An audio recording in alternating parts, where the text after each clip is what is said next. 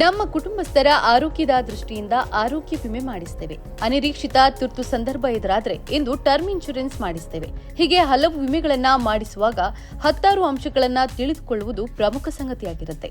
ಹಾಗಾದ್ರೆ ಯಾವುದೇ ವಿಮೆ ಮಾಡಿಸುವಾಗ ಯಾವ ಅಂಶಗಳನ್ನ ಗಮನದಲ್ಲಿಟ್ಟುಕೊಳ್ಳಬೇಕು, ಕ್ಲೇಮ್ ಸುಲಭವಾಗಿ ಮಾಡಿಕೊಳ್ಳುವುದು ಹೇಗೆ ಎಂಬುದರ ಮಾಹಿತಿ ಇಲ್ಲಿದೆ. ಆರೋಗ್ಯ ವಿಮೆ ಸೇರಿ ಯಾವುದೇ ವಿಮೆಗಳನ್ನ ಮಾಡಿಸುವಾಗ ನಿಯಮಗಳನ್ನ ಸಂಪೂರ್ಣವಾಗಿ ಓದಬೇಕು. ಅಲ್ಲದೆ ವಿಮಾ ಕಂಪನಿಯ ಕ್ಲೇಮ್ ರೇಷಿಯೋ ಎಷ್ಟಿದೆ ಎಂಬುದನ್ನು ಗಮನದಲ್ಲಿಟ್ಟುಕೊಳ್ಳಬೇಕು. ಕ್ಲೇಮ್ ನೀಡುವ ಸರಾಸರಿ 90% ಹೆಚ್ಚಿದ್ರೆ ಮಾತ್ರ ಆ ಕಂಪನಿಯಲ್ಲಿ ವಿಮೆ ಖರೀದಿ ಮಾಡಬೇಕು.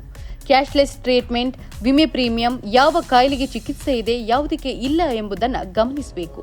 ಟರ್ಮ್ ಇನ್ಶೂರೆನ್ಸ್ ಮಾಡಿಸುವವರು ಕಡ್ಡಾಯವಾಗಿ ತಮಗೆ ಇರುವ ಧೂಮಪಾನ, ಮದ್ಯಪಾನ ಅಭ್ಯಾಸಗಳನ್ನು ಕಡ್ಡಾಯವಾಗಿ ನಮೂದಿಸಬೇಕು. ಸುಲಭವಾಗಿ ಕ್ಲೇಮ್ ಮಾಡಿಕೊಳ್ಳಲು ಏನು ಮಾಡಬೇಕು?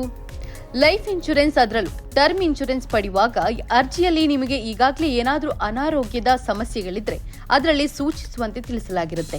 ಅದನ್ನ ಹೇಳದೆ ಗೌಪ್ಯವಾಗಿಟ್ಟರೆ ಇನ್ಶೂರೆನ್ಸ್ ಕ್ಲೇಮ್ ರಿಜೆಕ್ಟ್ ಆಗುತ್ತೆ. ಇನ್ನು ಸಮಯಕ್ಕೆ ಸರಿಯಾಗಿ ಪ್ರೀಮಿಯಂ ಕಟ್ಟಬೇಕು. ಸಮಯಕ್ಕೆ ಸರಿಯಾಗಿ ಇನ್ಶೂರೆನ್ಸ್ ಪ್ರೀಮಿಯಂ ಪಾವತಿಸಿದ್ರೆ ಮಾತ್ರ ಕ್ಲೇಮ್ ಸಿಗುತ್ತೆ, ಇಲ್ಲದಿದ್ರೆ ಕ್ಲೇಮ್ ಸಿಗಲ್ಲ. ಪ್ರೀಮಿಯಂ ಪಾವತಿ ವಿಳಂಬ ಮಾಡಿದ್ರೆ ಅಥವಾ ಕಟ್ಟದಿದ್ರೆ ಕ್ಲೇಮ್ ಸಿಗುವುದಿಲ್ಲ. ನಾಮಿನಿ ಮಾಹಿತಿ ನೀಡಬೇಕು. ಇನ್ಶೂರೆನ್ಸ್ ಮಾಡಿಸುವಾಗ ನಾಮಿನಿಯ ಹೆಸರು, ವಯಸ್ಸು ಮುಂತಾದ ವಿವರಗಳನ್ನು ಸರಿಯಾಗಿ ನಮೂದಿಸಿ. ಇದರಿಂದ ಸಂಕಷ್ಟದ ಸಂದರ್ಭಗಳಲ್ಲಿ ಕ್ಲೇಮ್ ಪ್ರಕ್ರಿಯೆ ಸರಳವಾಗುತ್ತೆ. ವಿಮೆ ಮಾಡಿಸಿದ ವ್ಯಕ್ತಿ ಸಾವಿಗೀಡಾದ್ರೆ, ಇನ್ಶೂರೆನ್ಸ್ ಪಡೆದಿರುವ ವ್ಯಕ್ತಿ ಮೃತಪಟ್ಟ ನಂತರದಲ್ಲಿ ಎಷ್ಟು ಸಾಧ್ಯವೋ ಅಷ್ಟು ಬೇಗ ಇನ್ಶೂರೆನ್ಸ್ ಕಂಪನಿಗೆ ಮಾಹಿತಿ ನೀಡಬೇಕು. ಸಾಮಾನ್ಯವಾಗಿ ಇನ್ಶೂರೆನ್ಸ್ ಕಂಪನಿಗಳು ವ್ಯಕ್ತಿ ಮೃತಪಟ್ಟ 30 ದಿನದ ಒಳಗಾಗಿ ಕ್ಲೇಮ್ ಪ್ರಕ್ರಿಯೆ ಜಾರಿಗೊಳಿಸುವಂತೆ ಸೂಚಿಸಿರುತ್ತವೆ. ಆದರೆ ಒಂದು ಕಂಪನಿಯಿಂದ ಮತ್ತೊಂದಕ್ಕೆ ಈ ದಿನಗಳ ಮಿತಿ ಬದಲಾಗುತ್ತೆ ಎಂಬ ಸಂಗತಿ ನೆನಪಿರಲಿ. ಇನ್ಶೂರೆನ್ಸ್ ಕಂಪನಿ ವಿಮೆ ಹೊಂದಿರುವ ವ್ಯಕ್ತಿ ಮೃತಪಟ್ಟಿರುವ ಬಗ್ಗೆ ಗ್ರಾಹಕ ಸೇವಾ ಕೇಂದ್ರದ ಮೂಲಕ, ವಿಮಾ ಕಚೇರಿಗೆ ಭೇಟಿ ನೀಡುವ ಮೂಲಕ ಅಥವಾ ಇಮೇಲ್ ಮುಖಾಂತರ ಮಾಹಿತಿ ನೀಡಬಹುದು. ಏಜೆಂಟರ ಮೂಲಕ ಇನ್ಶೂರೆನ್ಸ್ ಪಡೆದಿದ್ರೆ ಅವರ ಮೂಲಕವೂ ಈ ಮಾಹಿತಿಯನ್ನ ಕೊಡಬಹುದು. ಯಾವ ದಾಖಲೆ ಸಲ್ಲಿಸಬೇಕು? ಸಾಮಾನ್ಯವಾಗಿ ಇನ್ಶೂರೆನ್ಸ್ ಕ್ಲೇಮ್ ಸಲ್ಲಿಸಲು ಯಾವೆಲ್ಲ ದಾಖಲೆಗಳು ಬೇಕು ಎನ್ನುವ ಮಾಹಿತಿ ನಿರ್ದಿಷ್ಟ ಇನ್ಶೂರೆನ್ಸ್ ಕಂಪನಿಗಳ ವೆಬ್ಸೈಟ್ನಲ್ಲಿ ಇರುತ್ತೆ.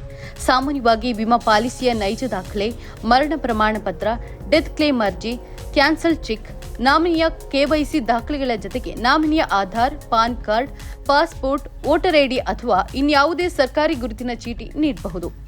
ಕ್ಲೇಮ್ ನಿಯಮಗಳು ಗೊತ್ತಿರಲಿ. ಸರಿಯಾಗಿ ಸಲ್ಲಿಕೆಯಾಗಿರುವ ಕ್ಲೇಮ್ ಅರ್ಜಿಗಳನ್ನು 30 ದಿನದ ಒಳಗಾಗಿ ವಿಲೇವಾರಿ ಮಾಡಬೇಕು ಎಂದು ನಿಯಮ ಹೇಳುತ್ತೆ.